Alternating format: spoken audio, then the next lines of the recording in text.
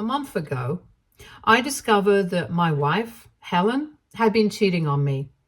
I had planned to surprise her at work with the idea that we could spend a nice evening together, maybe grab dinner, see a late night movie, something to bring a little joy into our lives. When I arrived at her office building, I immediately recognized her car parked outside. It was unusual for her to still be there at that hour, and I wondered why she was inside so late. I decided to call her as I walked closer, thinking I'd ask her if she was up for my surprise plans. As the phone rang in my hand, I heard her ringtone loud and clear coming from inside the car. Confused, I moved closer, peering through the window, and that's when I saw it. My wife, the woman I loved and trusted, was in the car, but she wasn't alone. Helen was locked in a passionate embrace, making out with a man I immediately recognized. For a moment, I couldn't move. I stood there, frozen in shock and disbelief. My heart seemed to stop as her eyes suddenly flicked open and locked with mine. The expression on her face was one of sheer panic. She quickly pulled away from the man, her mouth opening and closing as she struggled to find words. I could see the fear and guilt written all over her face. The other man, who had been oblivious to my presence until then, turned around to see me standing there. His face drained of all color and his eyes widened in horror when he realized who I was. This wasn't some random stranger. No, this was a man I knew. I had met him at several of my wife's office Christmas parties.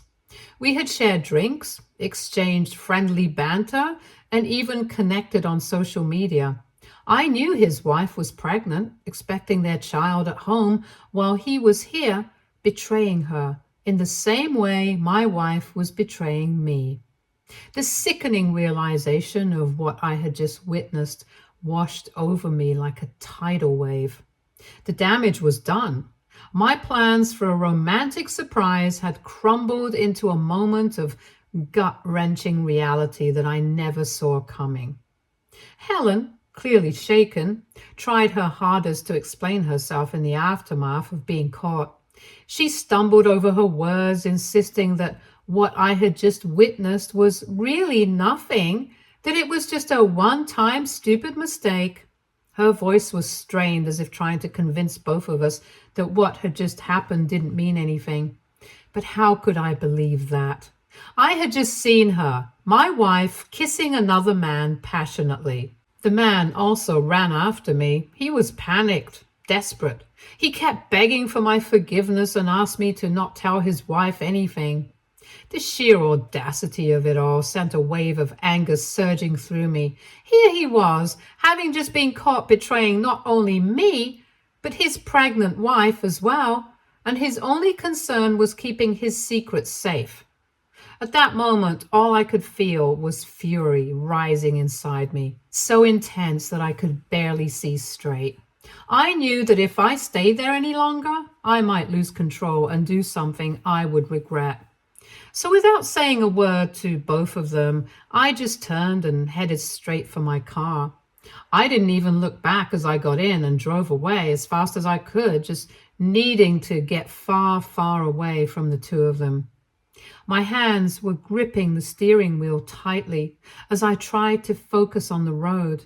But my pain was overwhelming. I couldn't stop replaying the moment over and over in my mind like some twisted loop I couldn't escape from. I drove for what felt like hours with no destination in mind.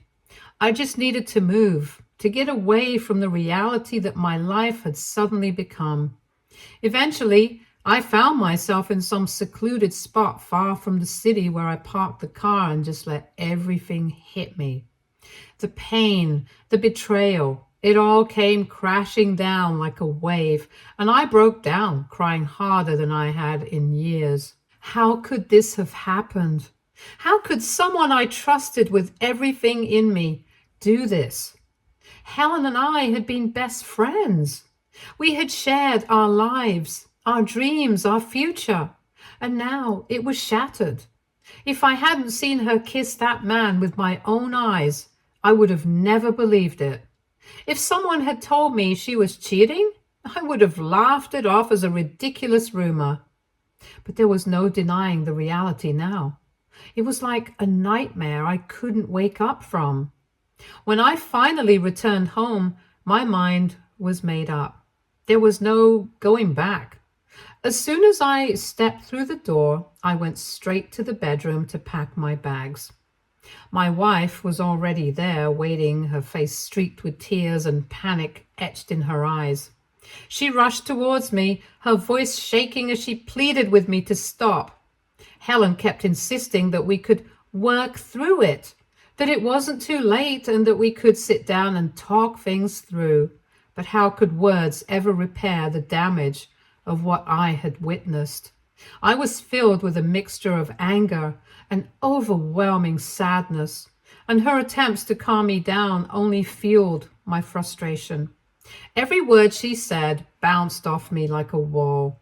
She didn't seem to understand. Nothing could undo what I had seen.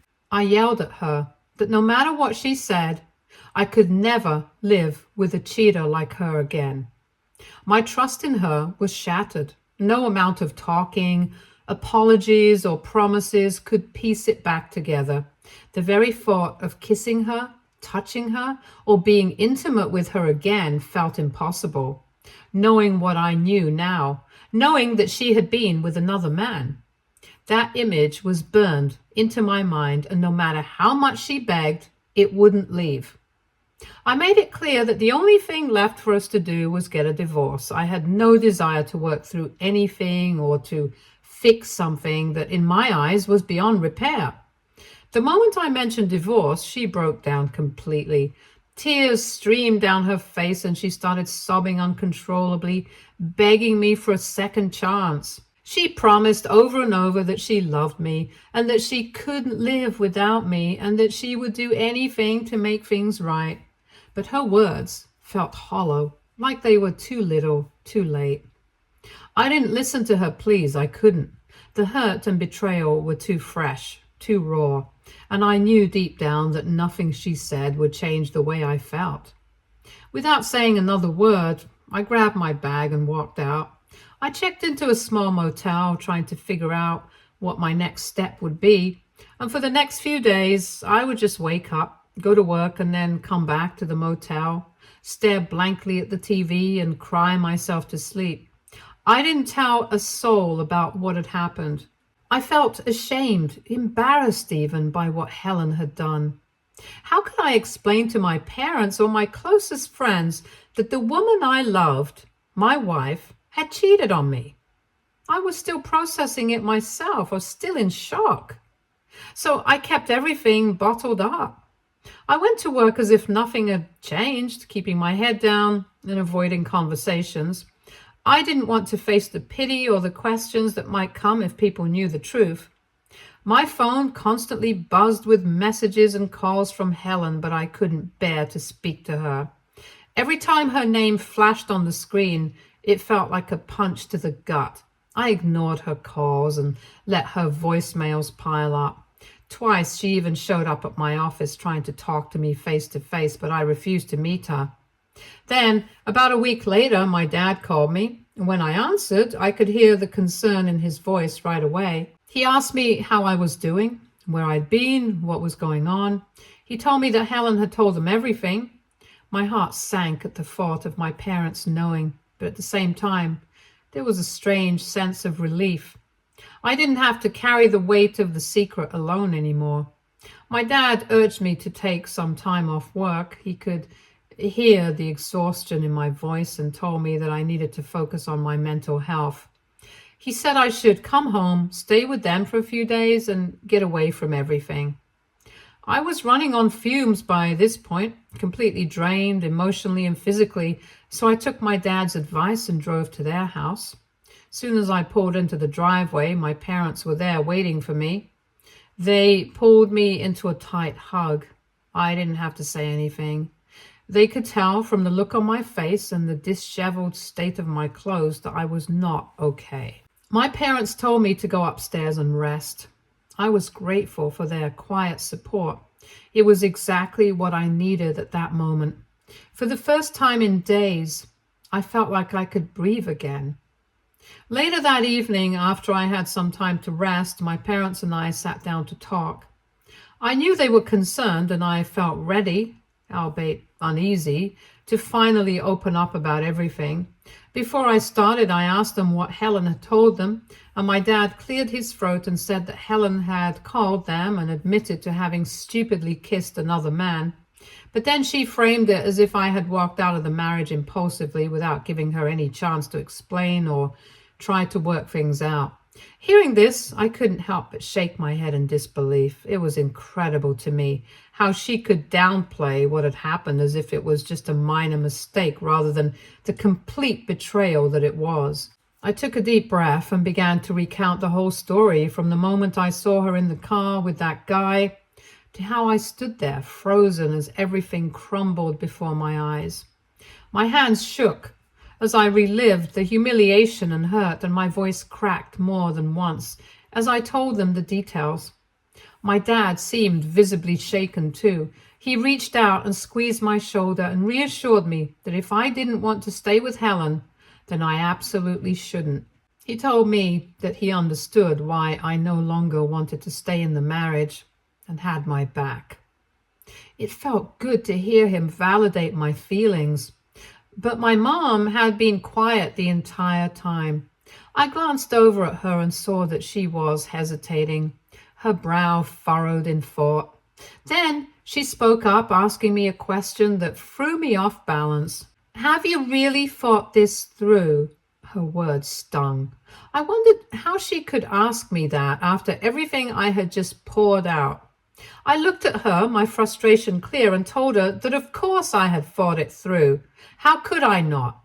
I took my wedding vows very seriously. However, this betrayal was too deep. How could I ever stay with someone who had cheated on me?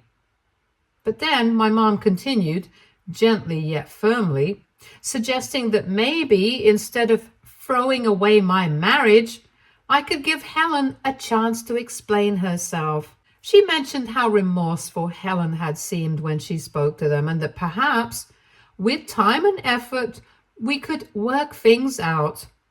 As she spoke, I felt my stomach twist in knots. The very idea that my own mother was asking me to consider staying with someone who had betrayed me so deeply felt like a second betrayal. I was dumbfounded. I couldn't believe what I was hearing. How could she, of all people, support the idea of me staying in a marriage with someone who had cheated? My dad must have sensed my anger and disbelief because before I could say anything, he snapped at my mom. He told her that she had no right to defend a loose and characterless woman like Helen over her own son. But my mom didn't back down right away. She continued to argue that marriage takes compromise and sacrifice, that no one is perfect and mistakes can happen. She kept pushing the idea that maybe this was something we could get through if we just gave it time. But the more she talked, the more I felt sick to my stomach. The truth was, my mother had always loved Helen like a daughter.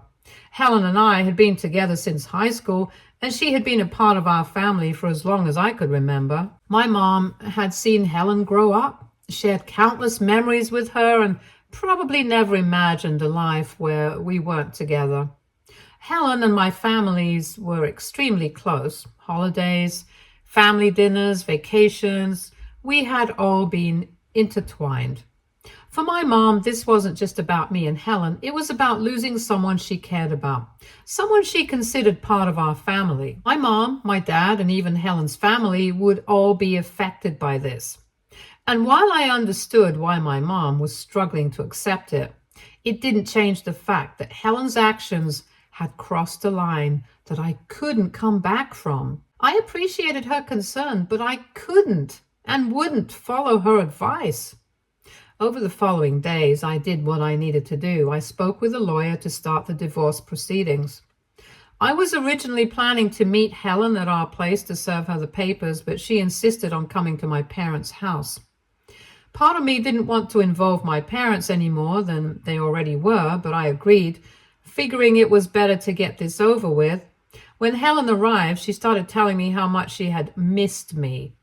Her words felt empty, almost mocking after everything she'd done. I told her to sit down so that we could discuss what needed to be said. My parents were already aware of what was coming.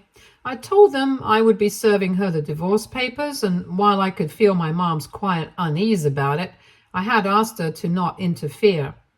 However, my mom, true to form, greeted Helen with kindness. They even hugged, which made my blood boil. It angered me that my mother could still be nice to someone who had hurt me so deeply.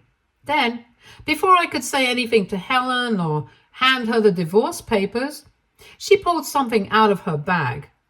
It was a pregnancy test. She placed it on the table between us and announced, "I'm pregnant." I looked at her wide-eyed. I picked up the test, checking it as if that would somehow make it feel more real. It was positive. I looked back at Helen's face, searching for any sign that this might be a cruel joke, a last-ditch attempt to stop the divorce, but no, she just smiled at me and said, "I'm pregnant with our baby." I scoffed at her, not hiding my contempt. "This isn't my baby," I said flatly. "It's probably that other guy's baby." Helen looked shocked and offended that I would even suggest it, her face flushing with indignation. She started arguing right away, insisting that the affair with the other man was a mistake and that they had only slept together once or twice. She even had the nerve to tell me that she'd been careful, as if that would somehow make it all better. Hearing her admit that they had slept together made me feel sick to my stomach. I had suspected as much, but this was the first time that she actually said it out loud. Until now, she had never given me any details, and I hadn't asked, because knowing would only make it worse. But now she was admitting the truth, little by little. I cut her off, my voice sharp and unwavering. "People get pregnant even when they use protection, Helen. There's a 50-50 chance of this baby being mine." The fact that she was trying to frame this pregnancy as some kind of saving grace for our marriage was infuriating. I handed Helen the divorce papers. As she took the papers from me and looked at them, her face crumpled. She started to cry, and for a moment I wondered if she was crying out of guilt or fear of losing control of the situation. My mother, seeing this, rushed to her side and tried to console her. She rubbed Helen's back, whispering softly as if she were the victim in all of this. Then my mom looked up at me and said that I shouldn't burden a pregnant woman with divorce papers. My mom then tried to reason with me, telling me that this baby could solve everything, that instead of divorcing Helen, now was the time for me to forgive her and go back home. It felt like a slap in the face.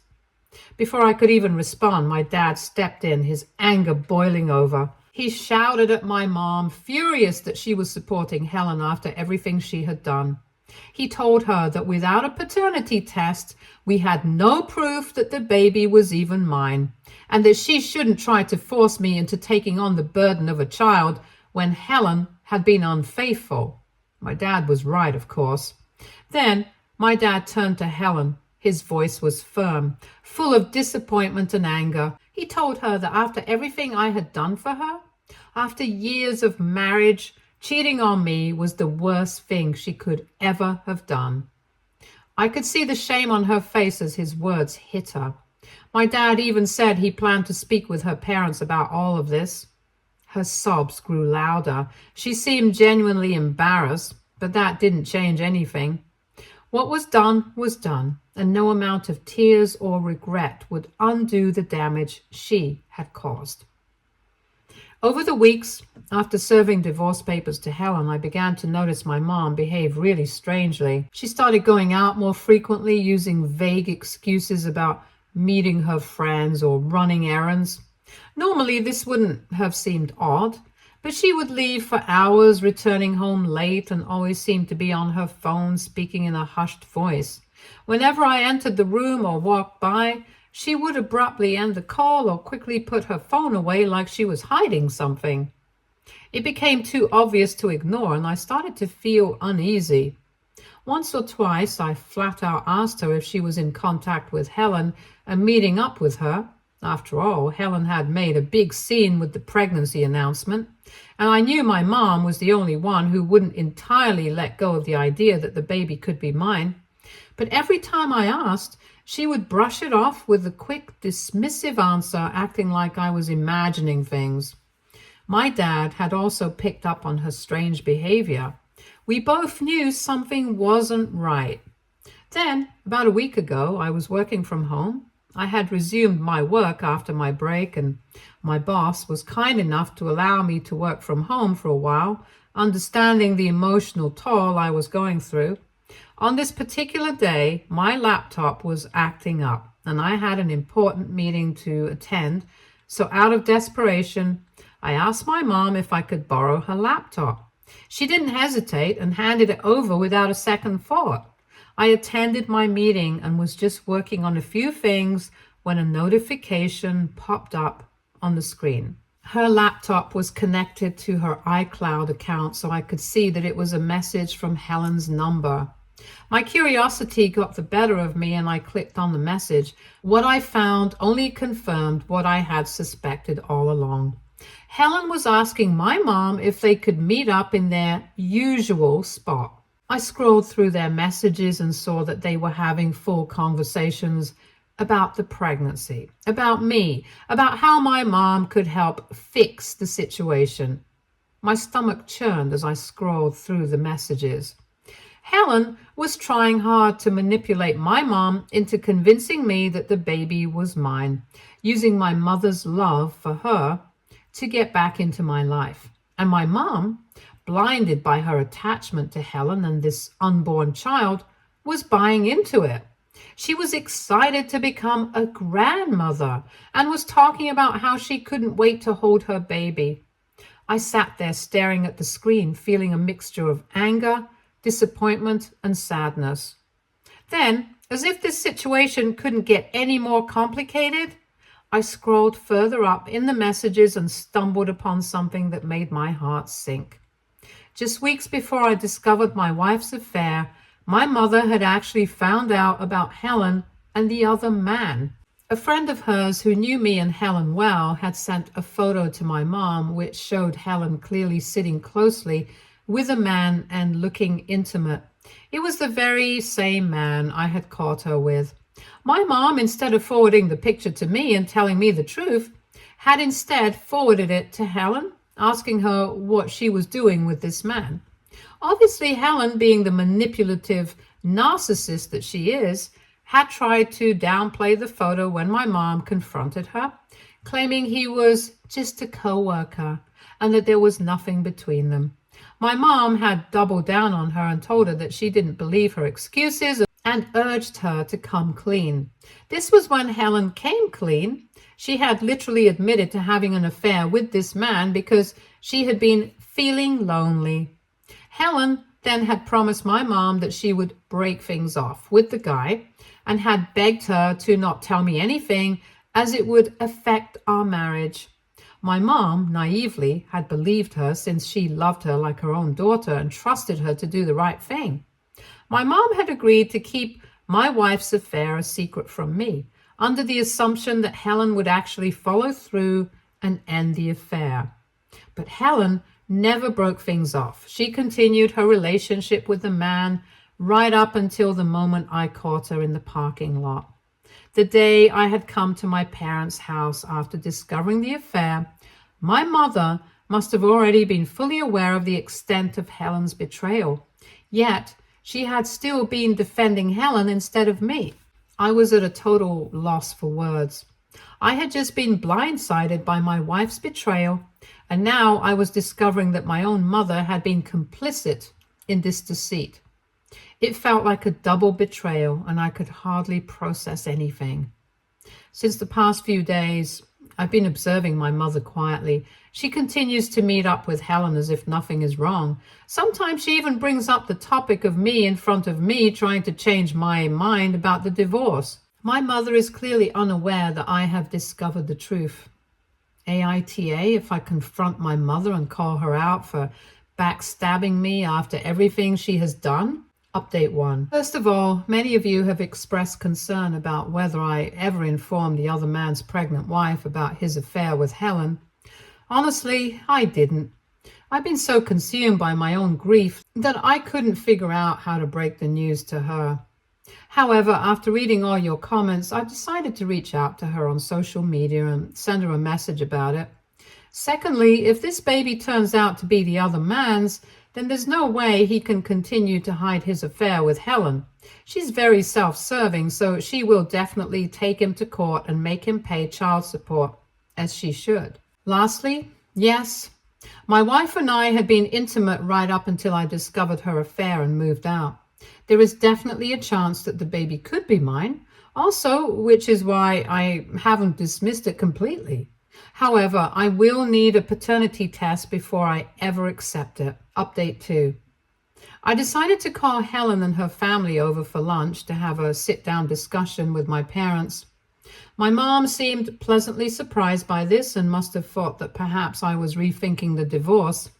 Obviously, she had no clue what I had planned for them. Helen's parents seemed remorseful when they met me. They had known me for so long and apologized to me on behalf of Helen. Unlike my mother, they blamed Helen completely for why our marriage had broken down. Their support reassured my stance. I asked everyone to sit down as I informed them that I had gathered them all so that I could reveal the entire truth about Helen's affair. My mother's eyes widened in confusion as my dad asked, "What are you talking about?" Taking a deep breath, I pulled out the printed papers, screenshots of the conversations between Helen and my mom over the past few months. I watched both their faces drain of color as I laid the evidence before my father and Helen's parents.